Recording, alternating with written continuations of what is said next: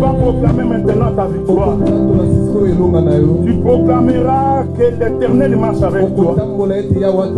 Que tes ennemis ne peuvent rien contre toi. Car c'est l'Éternel qui te garde et qui te protège.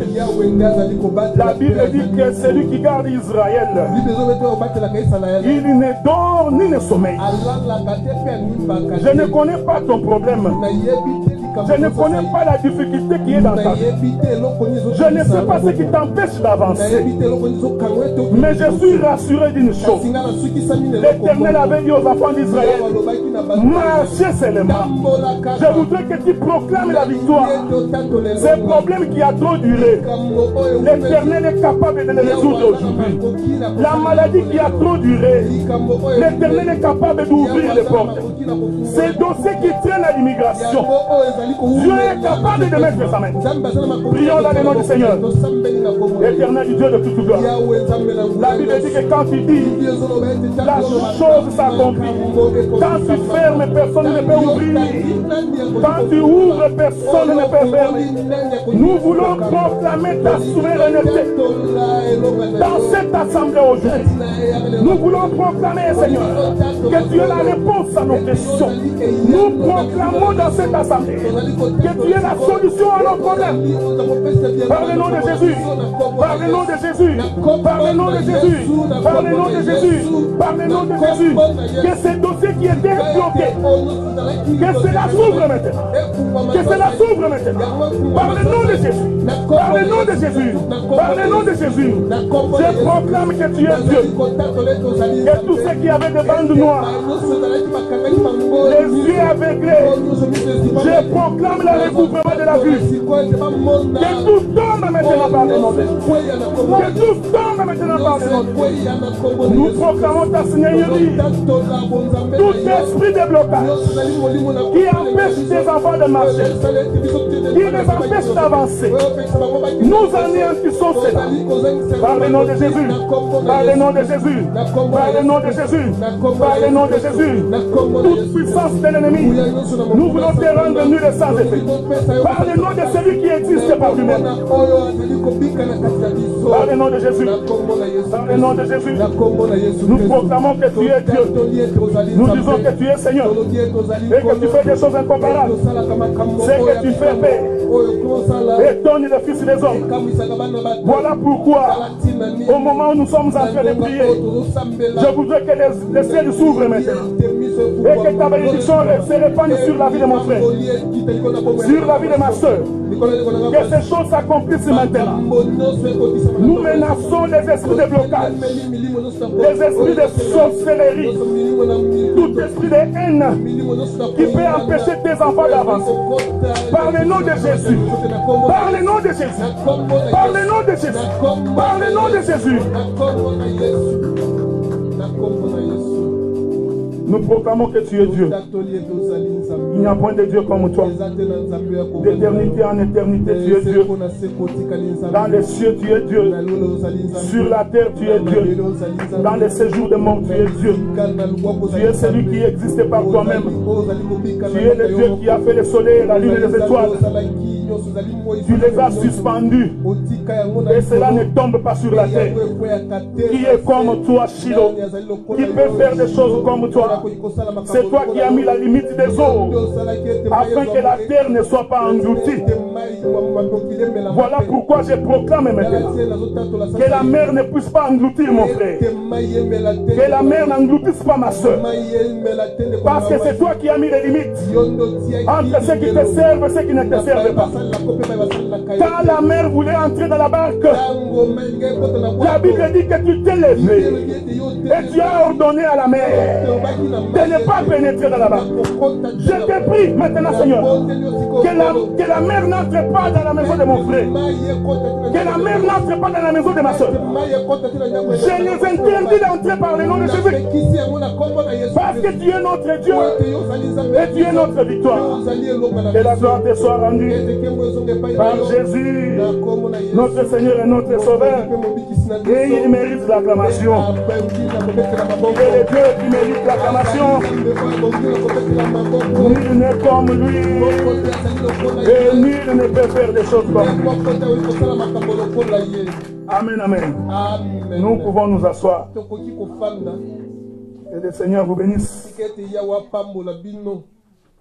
Mon bien-aimé Fatih Béton, est-ce que ça va? Que Dieu te bénisse. Amen. Nous bénissons également Dieu pour l'anniversaire de la sœur Jemima. Il vient de totaliser 17 ans. Que la gloire soit rendue au Seigneur. J'ai regardé la sœur Lucie. J'ai compris qu'elle est dans sa maison. Même sa manière de danser. Vous savez, quand une fille est dans sa maison, donc tu ne peux pas oublier que c'est notre sœur. La sœur Lucie, tu peux t'élever. Celle-là, mon santo. Amen, amen. Elle s'est cachée pendant longtemps à Ottawa. On vient de le découvrir. Donc il faut qu'il sache que dès le week-end prochain, on va venir manger les foufous. On va récupérer tous les retards. Que Dieu te bénisse. Je t'ai vu danser, j'ai compris que tu es chez toi. Nous avons également un autre frère qui est accompagné par le frère Rama. Mon frère, est-ce que tu peux t'élever? Est-ce que nous pouvons acclamer le Seigneur? Chaque dimanche, il y a des gens qui viennent. Hein? Donc, parce que là, on est dans le confinement. Logiquement, si on était ouvert, cette salle ici serait devenue petite. Est-ce que vous comprenez, frère? Parce que je continue à totaliser. Donc, on a dépassé 77 personnes. Mais nous croyons que les gens continueront toujours à venir. Même s'il y a certains qui vont mourir pendant le désert. Mais il y a aussi des naissances pendant le désert. C'est comme ça que j'ai toujours dit aux frères. Il ne faut jamais croire que quand tu quittes l'assemblée, que nous allons pleurer. Parce que nous avons la promesse qu'il y en a certains qui sont morts dans le désert. Mais les fils de la maison, ils vont continuer. Et dans la maison, il y a toujours de nouvelles naissances. Est-ce que vous comprenez, frère? Et nous avons également certains de nos frères. Même quand il n'est pas ici, nous savons que c'est notre frère. Est-ce que vous comprenez ça, frère? Même s'il fait 6 mois, il n'est pas venu. Toi qui as fait une année qu'on ne t'a pas vu, nous savons que tu es notre frère. Parce que l'évangile ici, frère, tu ne peux pas l'écouter ailleurs. Ouais, quand tu vas ailleurs, ça va commencer à t'énerver. Tu finiras par rentrer. C'est pourquoi Adam, quand il a péché, Dieu savait qu'en chassant Adam, il aura toujours le désir de revenir. Parce que dans un enfant de Dieu, même quand il est éloigné de Dieu, il sent toujours le désir de rentrer. Que le Seigneur vous bénisse. Nous rappelons, nous commençons notre deuxième contribution pour les déménagements. Je m'avais vous rappeler que nous ne mangeons pas cet argent. Même les offrandes, on ne mange pas. Donc notre caisse, nous avions dépassé à peu près 5500 dépassés. L'objectif est 11 000. Et je crois que c'est possible, frère. Donc voilà pourquoi nous avons décidé que le minimum soit 130 $. Le plus bas, c'est 130 $. Donc je rappelle à tous ceux qui ont donné 100 d'ajouter les 30. Donc, et les ministres, nous tous ça en montant. Les étudiants de cours sont finis, allez chercher du travail, venez nous donner l'argent. Ceux qui sont au collège.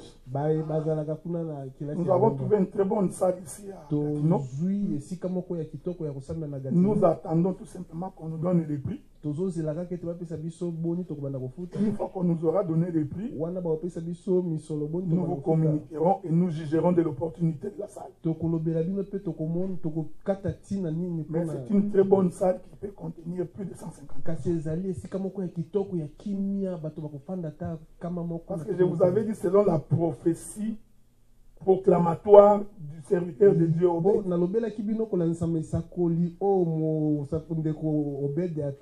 Parce que vous savez, il y a des prophéties qu'on proclame.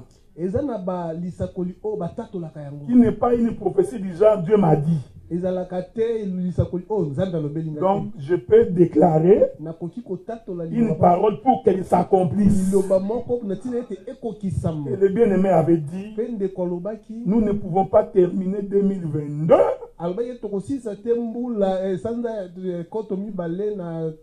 si on ne dépasse pas le nombre de 100. Je commence à voir la chose en train de s'accomplir. Et j'ai toujours cru, bien aimé dans le Seigneur, que la présence de tout homme comme de toute femme est une bénédiction pour l'Église. Donc il n'y a pas quelqu'un de moins important dans une Église. Parce que même le plus petit peut être très utile dans l'œuvre de Dieu. Et je vous ai toujours dit que l'œuvre de Dieu, on ne force pas. Mais il suffit de craindre Dieu. Et tu es un homme spirituel. Tu sentiras l'attraction des autres vers toi.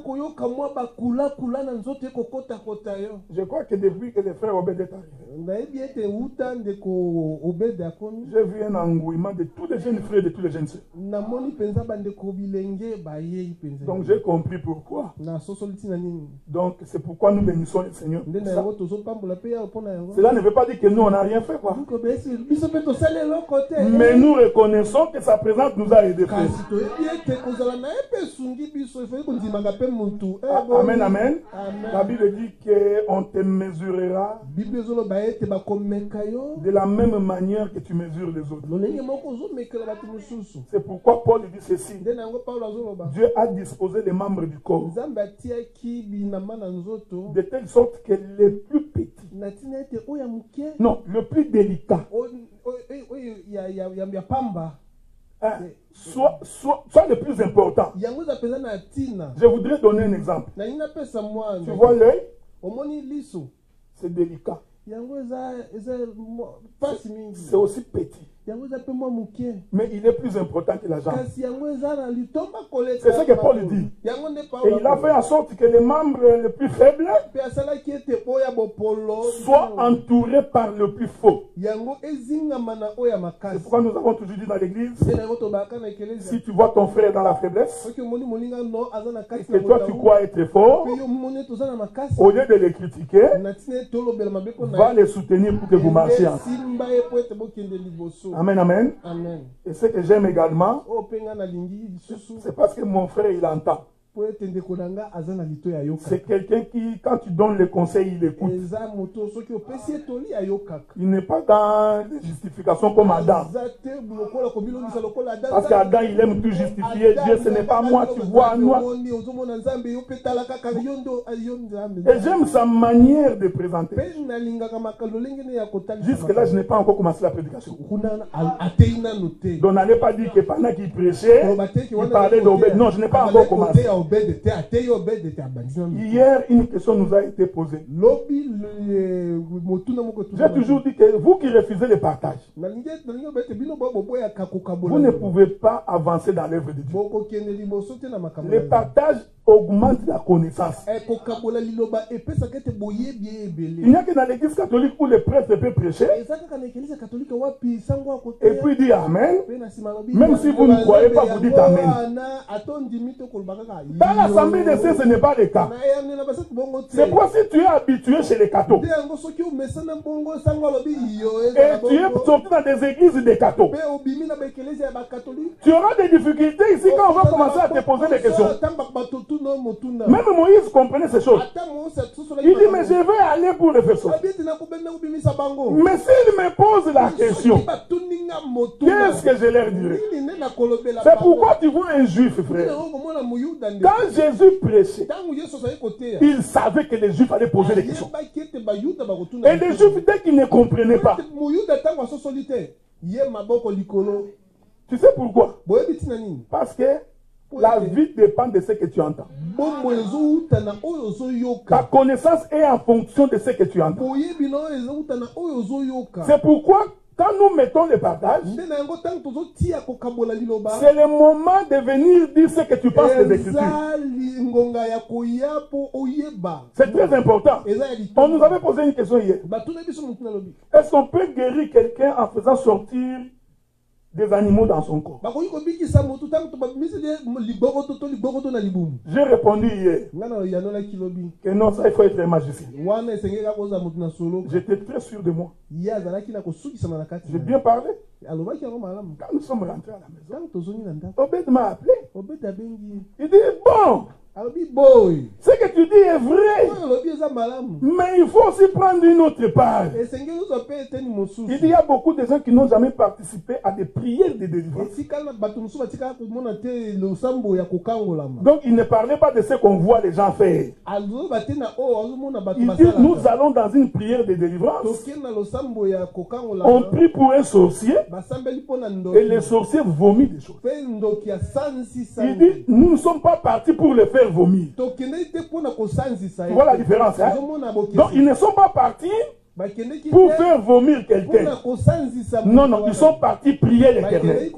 Mais en priant l'Éternel, dans la manifestation de la délivrance, l'homme a vomi. Ce qui est différent de celui qui vous appelle pour commencer à vous faire sortir les choses dans le corps. Est-ce que vous comprenez? Tu vois, si on n'avait pas partagé, on n'allait pas faire cette balance-là. Vous n'avez jamais vu dans une prière de délivrance une femme, ça nous l'avions vu à Bruxelles, pendant qu'on priait, la voix de son grand-père sort de sa bouche. Est-ce que vous comprenez ce que nous disons? Une femme, nous posons la question à sa maman, c'est qui? Il dit, mais c'est la voix de mon grand-père. Donc c'est pour vous dire ceci. C'est-à-dire que dans le domaine de la délivrance, Dieu est capable de tout. Mais ce que nous refusons, c'est que toi-même tu crées. Tu commences à faire ton propre histoire avec en créant tes propres gymnastiques. Et quand ça devient une habitude, nous comprenons que Dieu n'est pas dedans. Est-ce que vous comprenez? Aujourd'hui, nous commençons la partie qui va susciter beaucoup de questions. Les ornements et les bijoux.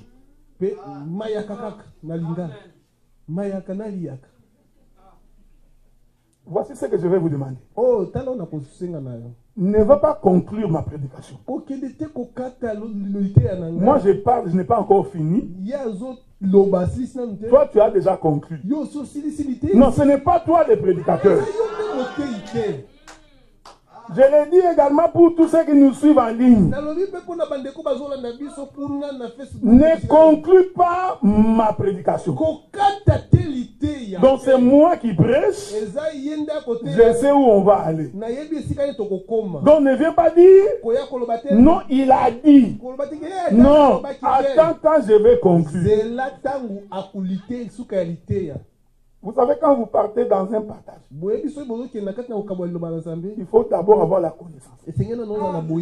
Donc si tu n'as pas la connaissance, même ton argument ne va pas marcher. Là, tu vas commencer à dire, non, Paul a dit. Paul a dit. Maintenant, quand on va te faire sortir d'autres versets, tu as des difficultés pour comprendre. Je répète mon texte de base. 1 Timothée chapitre 2. 1 Timothée chapitre 2. Je suis dans ces sujets jusqu'à la fin du mois de juin quand je vais finir.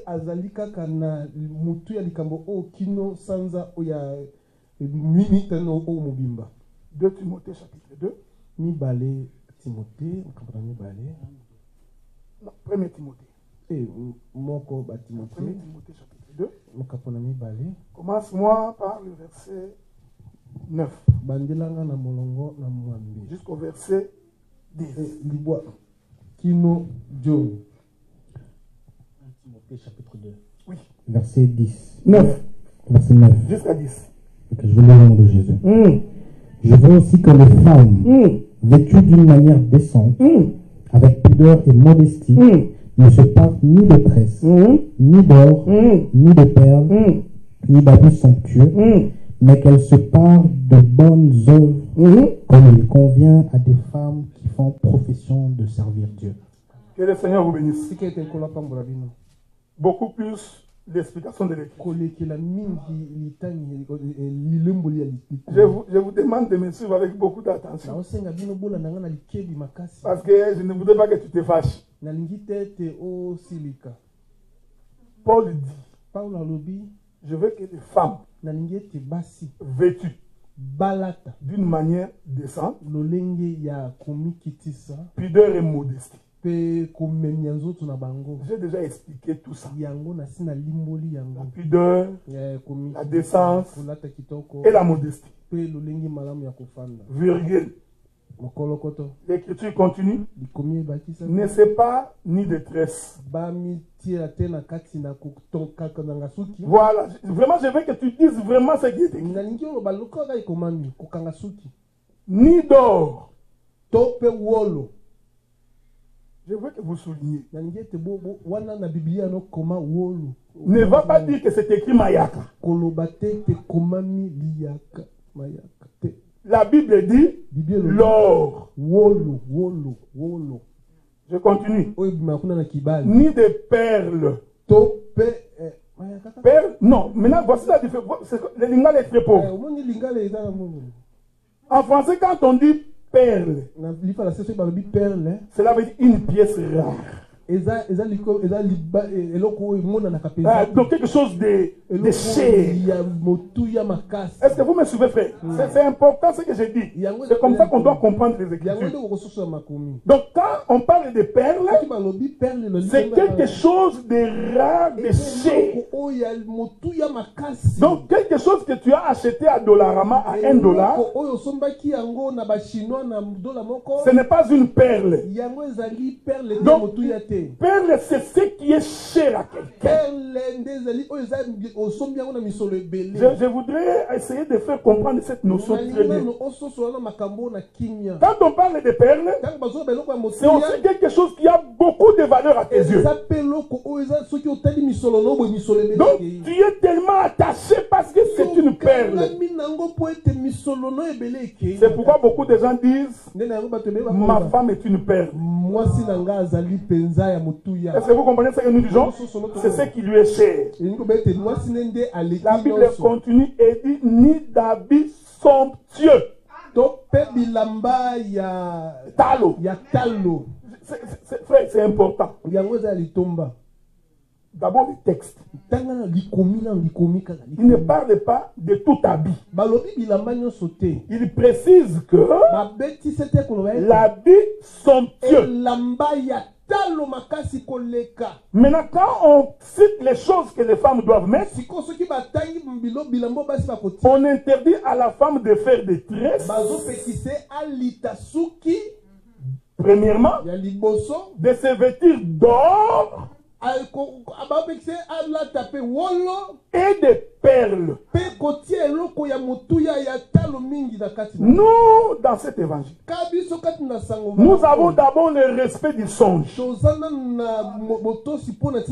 Avant d'interpréter, il faut d'abord dire Amen à l'écriture. Est-ce que vous me comprenez, frère? L'écriture ne parle pas d'un bijou en bronze, au bijou en argent.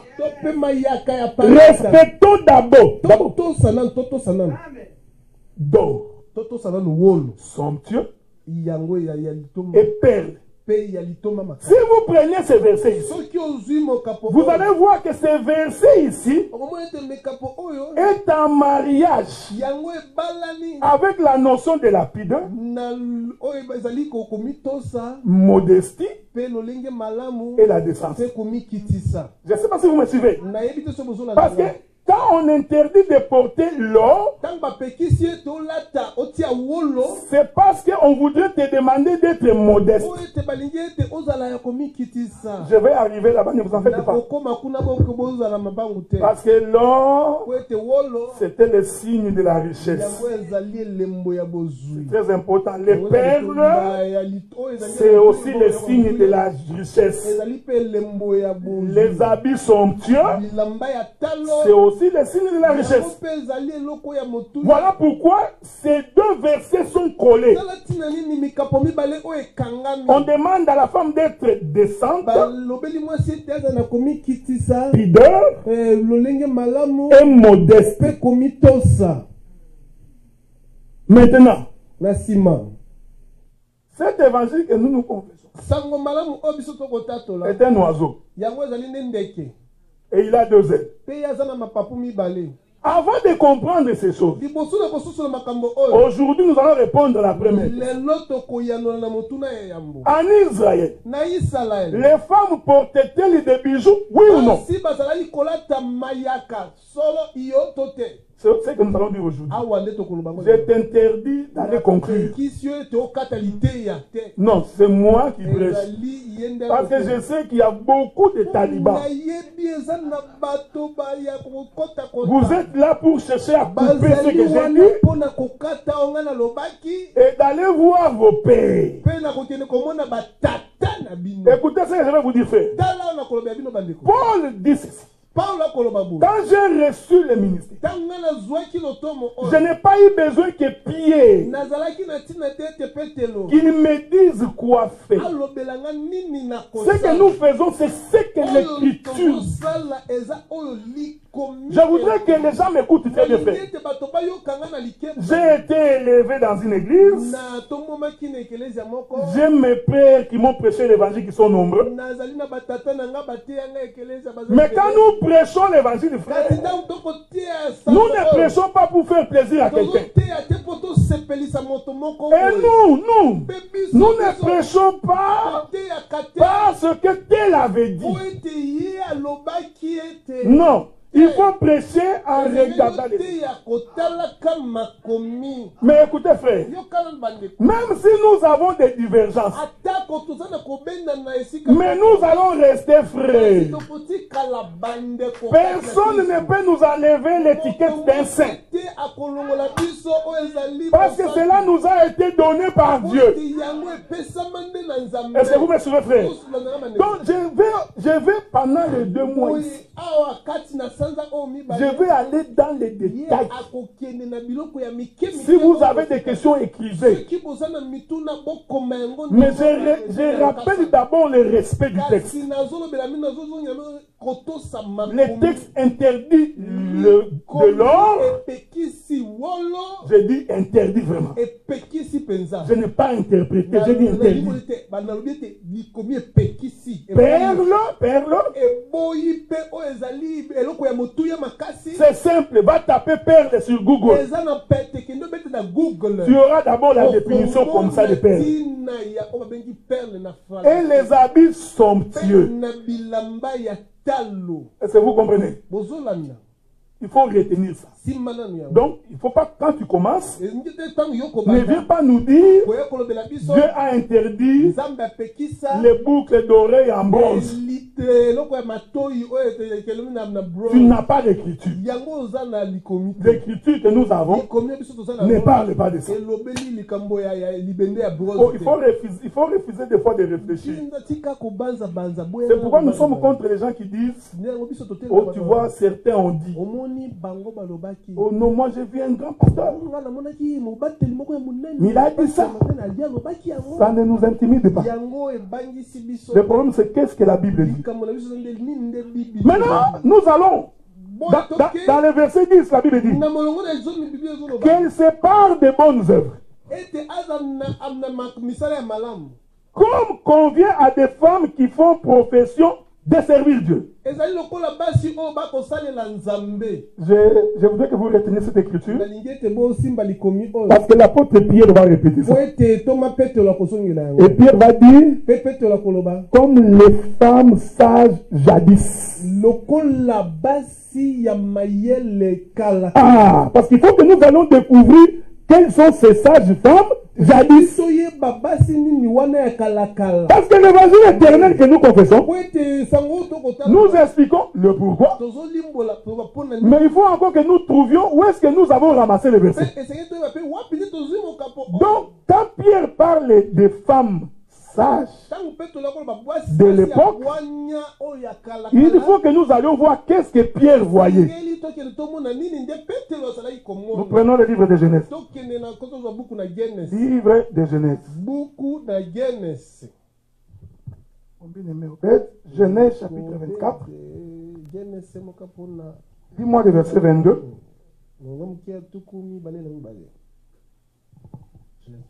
Oui, verset 22. Genèse 24, verset 22. Je vais lire au nom de Jésus. Ok. Quand les chameaux eurent fini de boire, l'homme prit un anneau d'or du poids d'un demi-cycle et 2 bracelets du poids de 10 cycles d'or. Prends-moi, saute, va lire le verset 30. Au verset 30, il avait vu l'anneau et les bracelets aux mains de sa sœur. Il avait entendu les paroles de Rebecca, sa sœur, disons. Ainsi m'a parlé l'homme. Il vint donc à cet homme qui se tenait auprès des chameaux vers la source. Et il dit, je continue. 24, verset 10. Rentre dans le verset 10.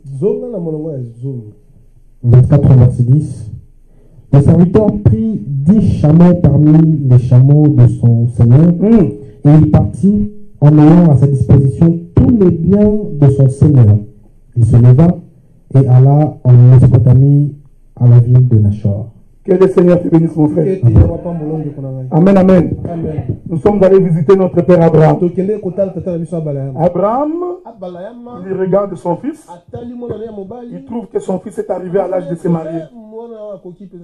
C'est pourquoi nous disons dans l'évangile, c'est papa qui décide que l'homme est arrivé à l'âge de se marier.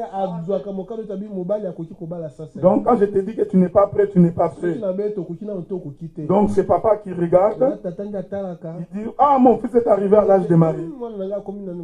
Il faut lui trouver une femme. C'est comme ça que quand Dieu a regardé la terre, il regarde la terre et il regarde Jésus.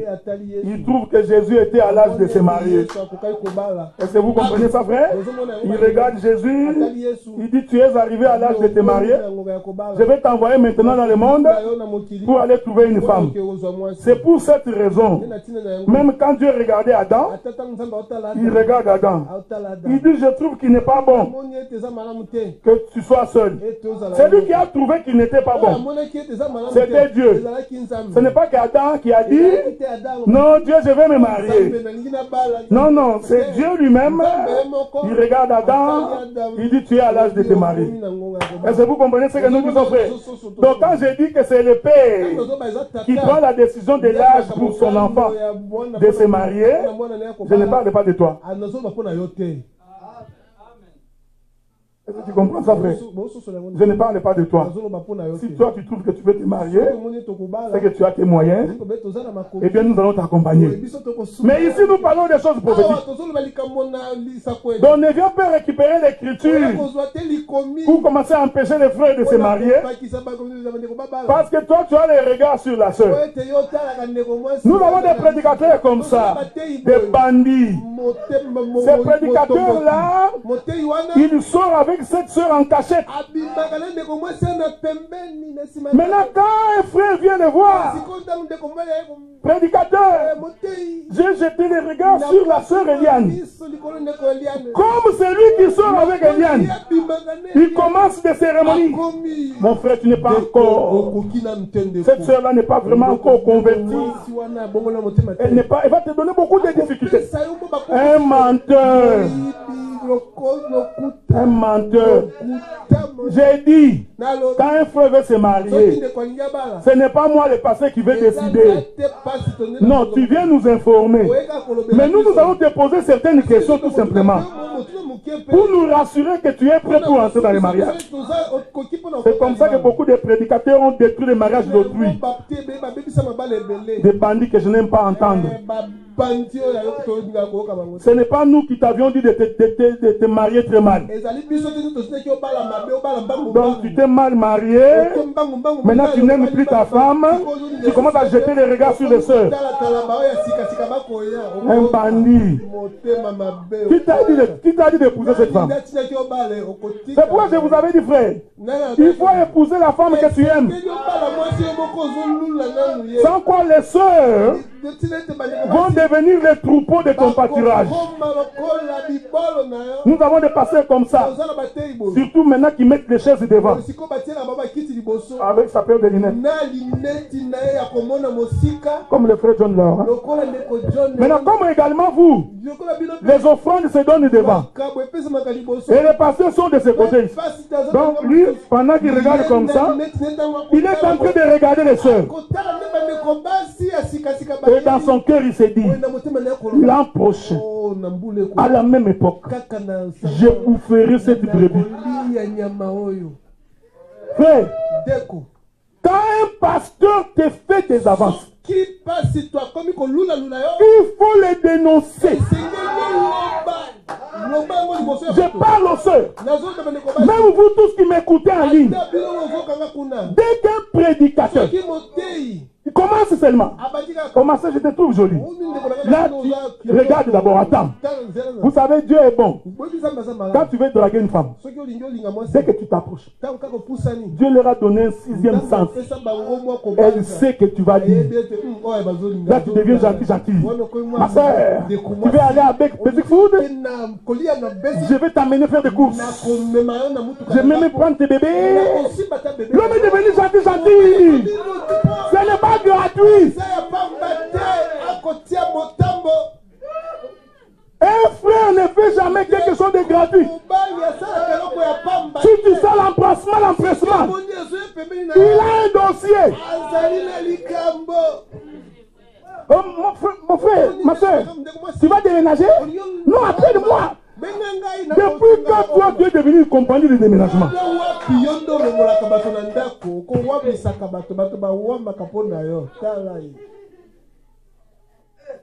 Quand un frère veut se marier, nous allons juste poser certaines questions. Mais si tu sens que ton pasteur est trop résistant, fais des enquêtes. Tu vas découvrir ces gens de pasteurs qui donnent des rendez-vous. On va nous rencontrer, nous deux, 2 fois, 3 fois. Elle est impudique. Abraham, ce qu'il fait, il prophétise. Donc il voit Isaac. Il dit, bon, tu es à l'âge de te marier. C'est ce que Dieu a fait avec Adam. Il regarde Adam, il dit, il est bon maintenant que tu puisses avoir une femme. Mais nous avons lu le verset 10 de 24. La Bible dit ceci. Abraham prit des chameaux. Après avoir pris des chameaux, la Bible dit il prit tous ses biens.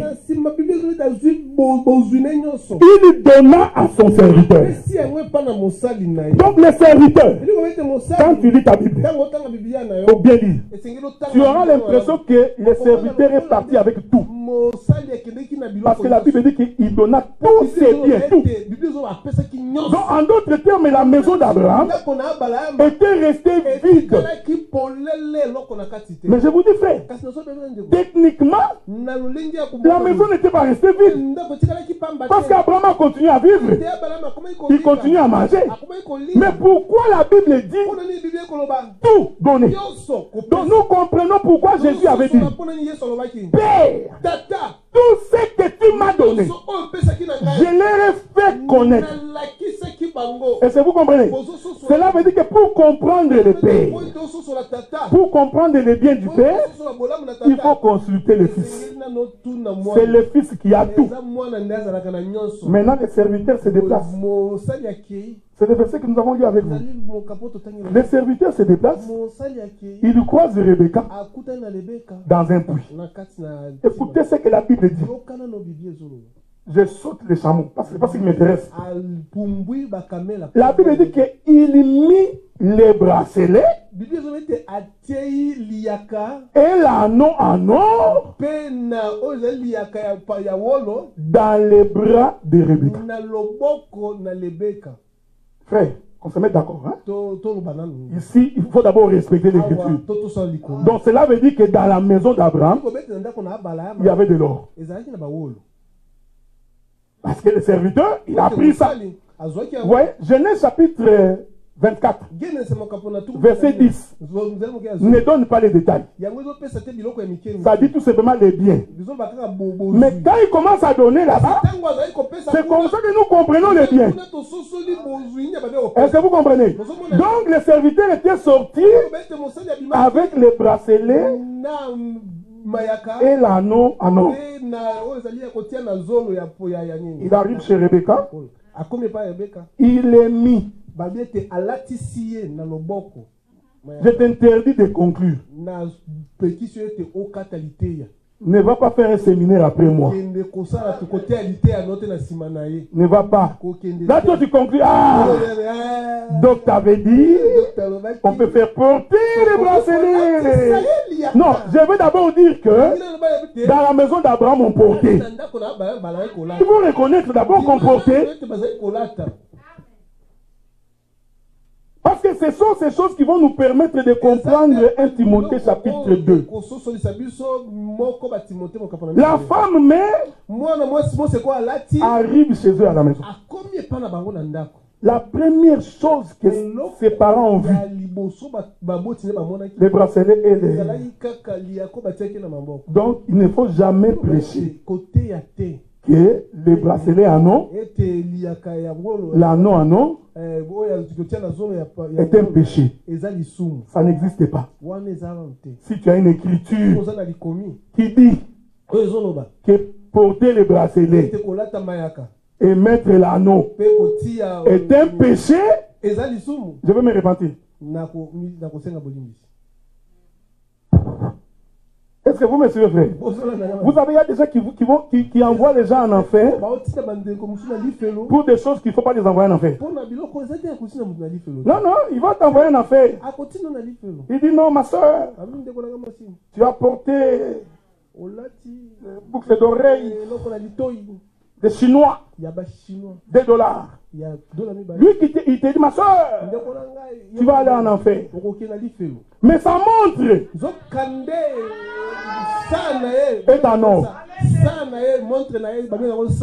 J'ai dit, frère, le ministère n'est pas donné à tout le monde. Il y a des gens qui disent des choses, mais ils n'ont pas de ministère.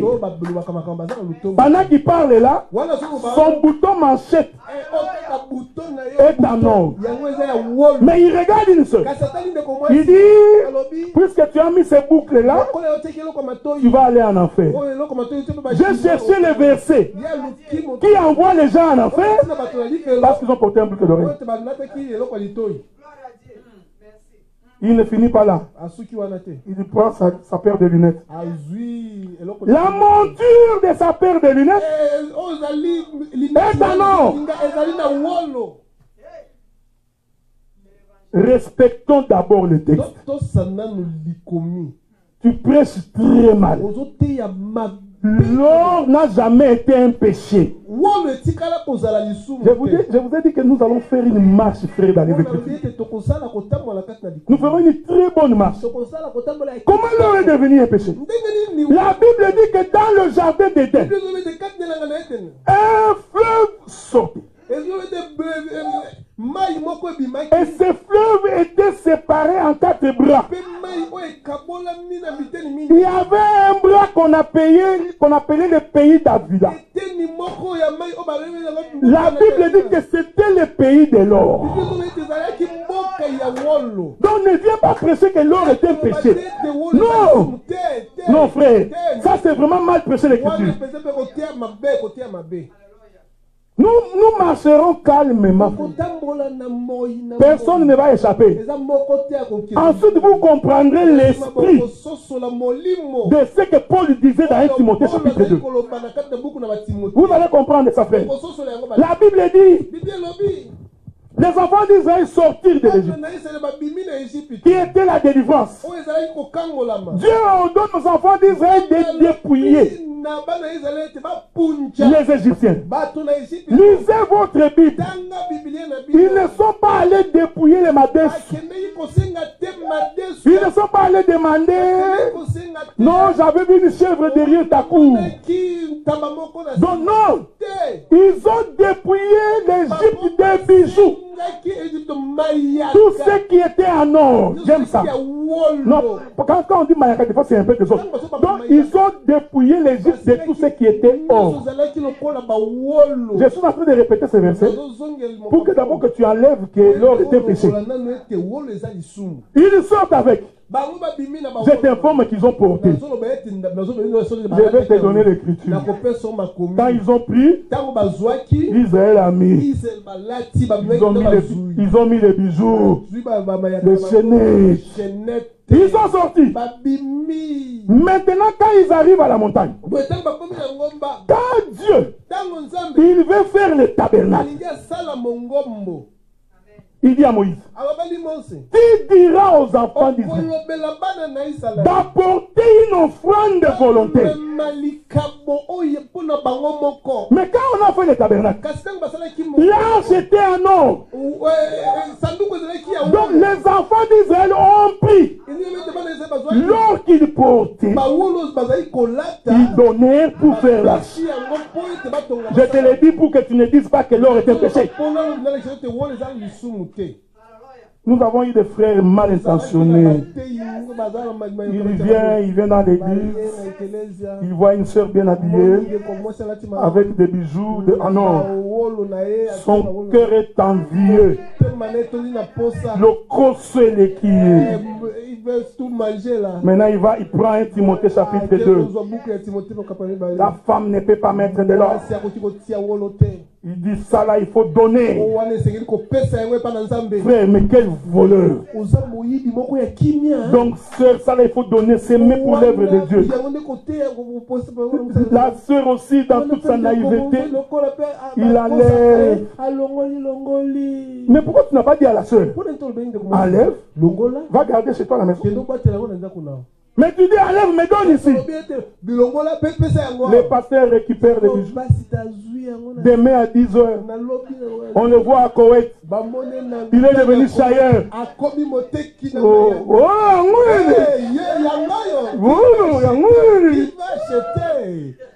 Voleur. Vous savez, frère, Quand quelqu'un est inconverti, c'est très malheureux. Ici, tu peux entrer avec tes bijoux. Notre cœur ne se portera jamais sur toi. Je ne ferai même pas un calcul sur toi parce que je ne suis pas attaché à ces choses. Quand un serviteur de Dieu est converti, il ne regarde pas à l'apparence. C'est ce que David, c'est ce que Samuel pensait. Il voit le grand frère de David à l'apparence. Il dit c'est lui qui doit être le roi. Dieu dit détrompe-toi. Moi je ne regarde pas l'apparence. Toi quand tu vois c'est une bonne soeur, un peu brune comme la sœur Lucie, c'est celle-là que tu vas aller saluer après le culte. Bonjour ma soeur, je suis content de te voir. Tu es là. Mais Eliane depuis elle est ici, tu ne l'as jamais salué.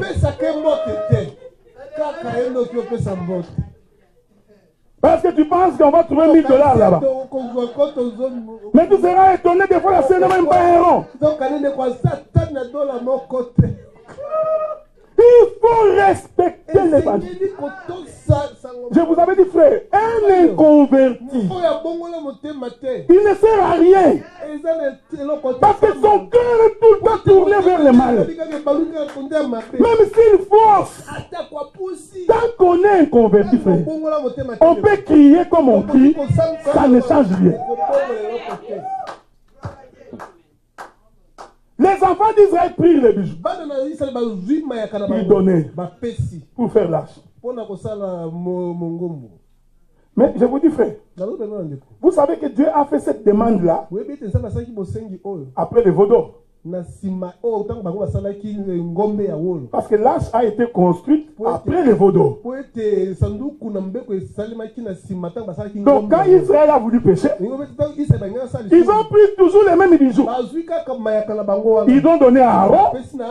Aaron a fait le veau d'or. Est-ce que vous me suivez frère? Donc vous voyez, hein? Mais quand on a voulu faire l'arche, ils prennent encore les mêmes or. Ils donnaient. Donc le péché, ce n'est pas l'or. Le péché n'est pas l'or. J'ai entendu des courageux. Ces frères-là qui restent longtemps dans la permanence.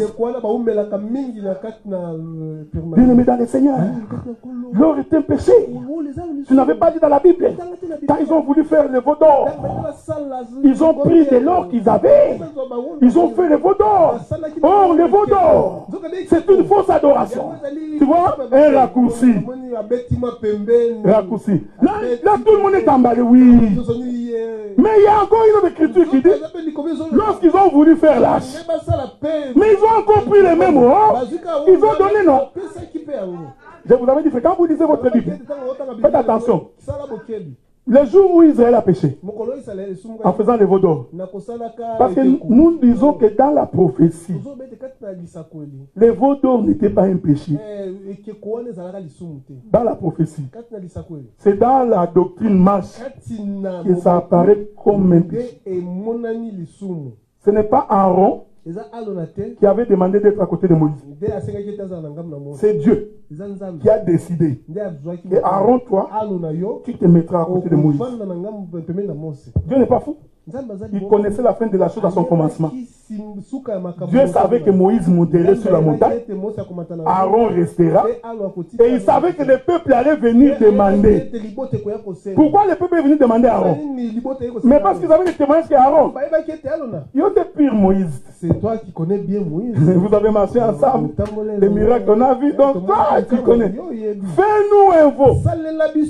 Mais non. Est-ce que vous me suivez, frère? Et ils ont dit, il sera notre roi. Nous avons dit, voici notre Dieu. En réalité, Israël a demandé Dieu. Est-ce que vous comprenez? Sa prière était logique. Nous voulons un Dieu que nous voyons. J'aime ces choses. Jusque-là, nous avons un problème.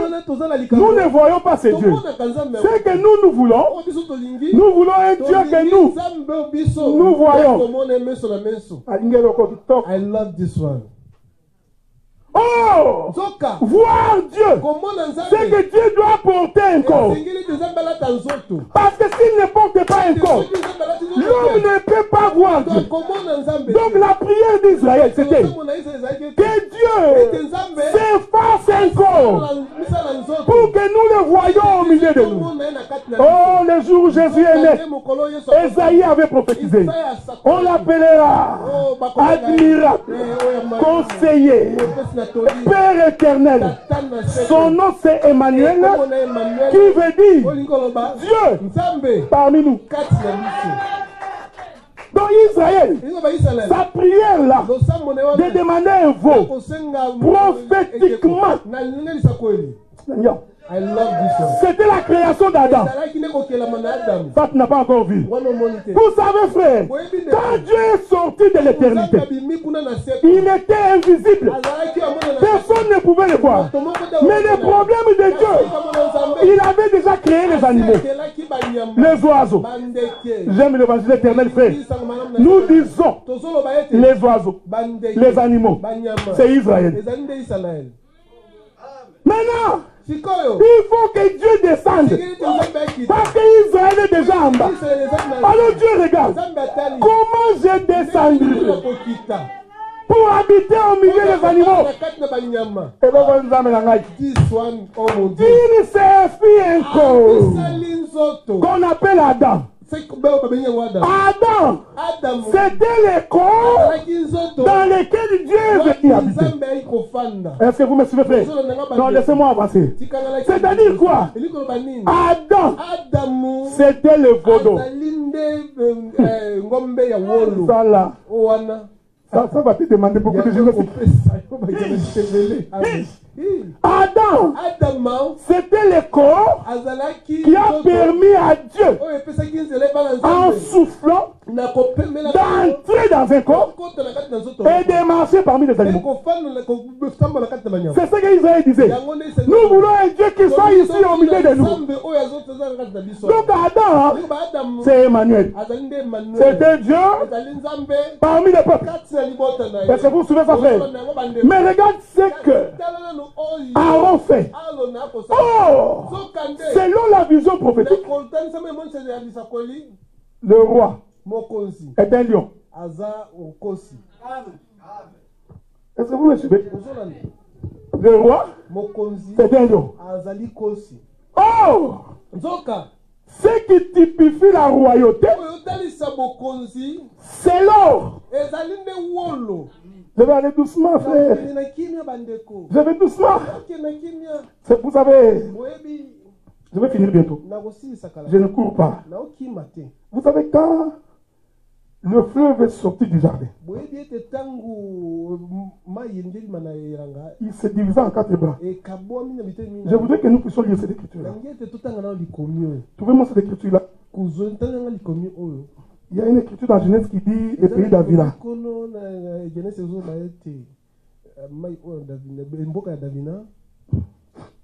C'est dans Genèse, hein? Je veux que nous lisions cela pour que... Dis-moi ça, frère. Dis-moi ça.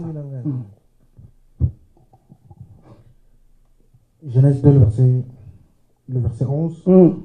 Le nom du premier est Pichon, celui qui entoure le pays de Avila, où se trouve l'or. Voilà. Tu peux délimiter la frère. Donc, est-ce que vous me suivez, frère? Suivez-moi bien. Ma soeur Ophélia, tu me suis? Tu arrives? Dieu soit loué.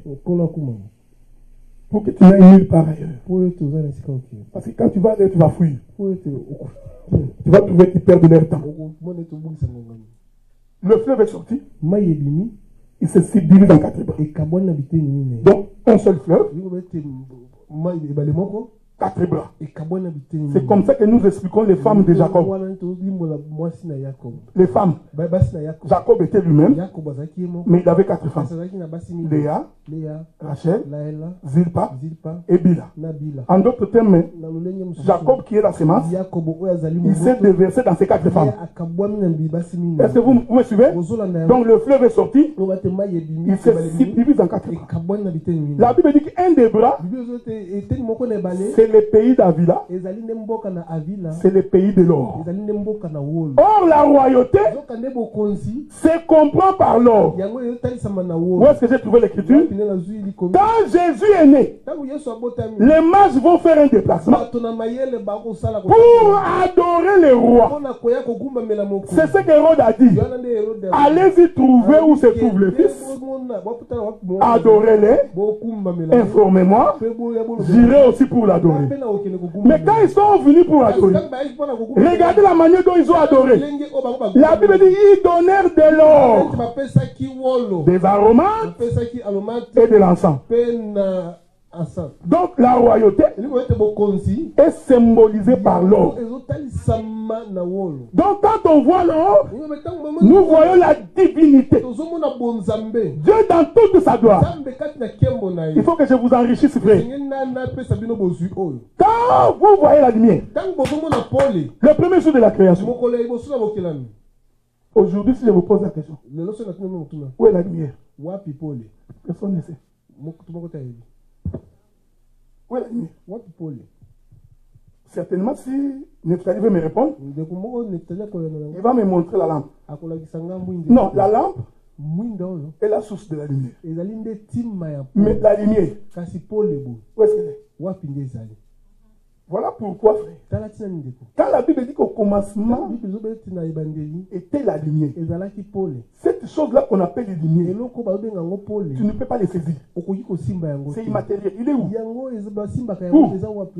C'est ce qu'était Dieu. Mais comme Dieu voulait se faire un corps, frère, que Dieu soit loué.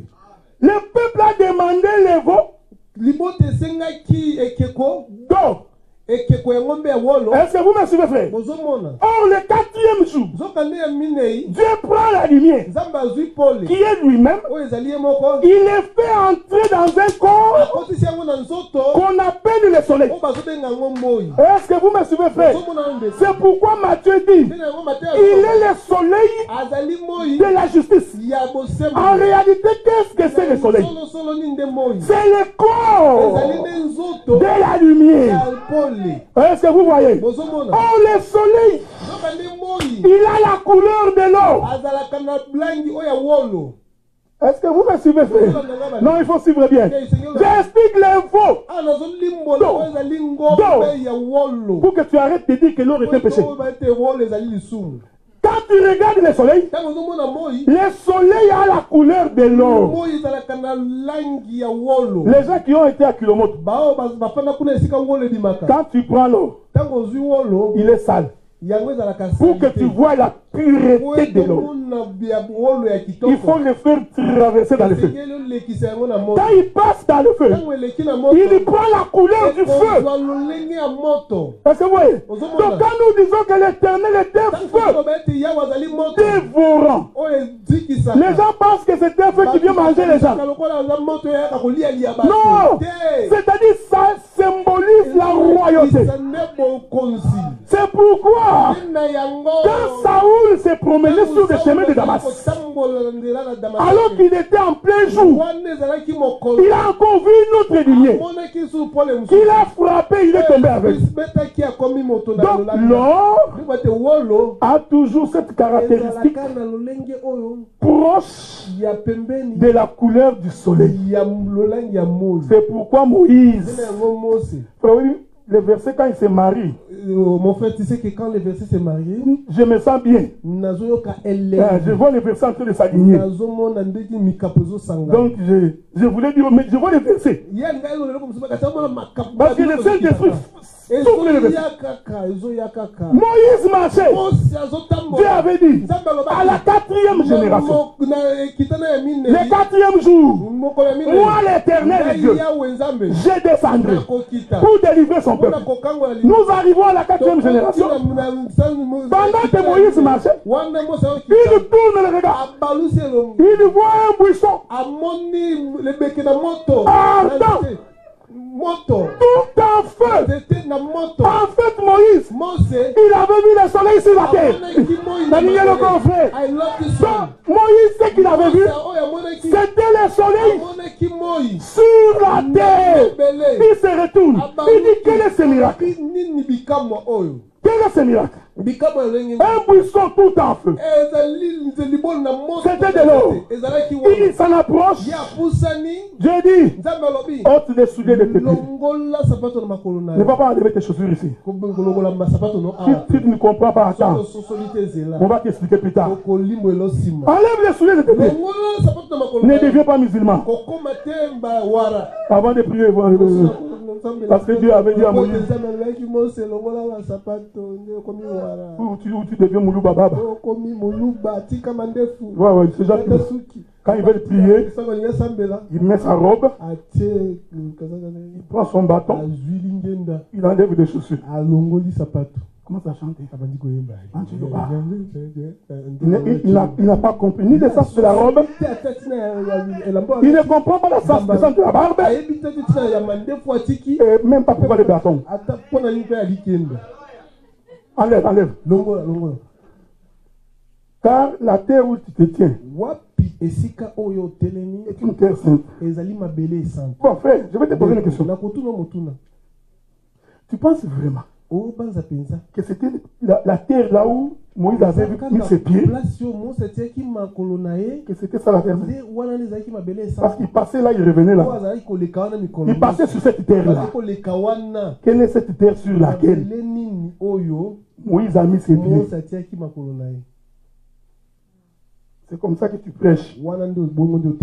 Dieu a dit à Adam, puisque tu as écouté la voix de ta femme, la terre est maudite à cause de toi.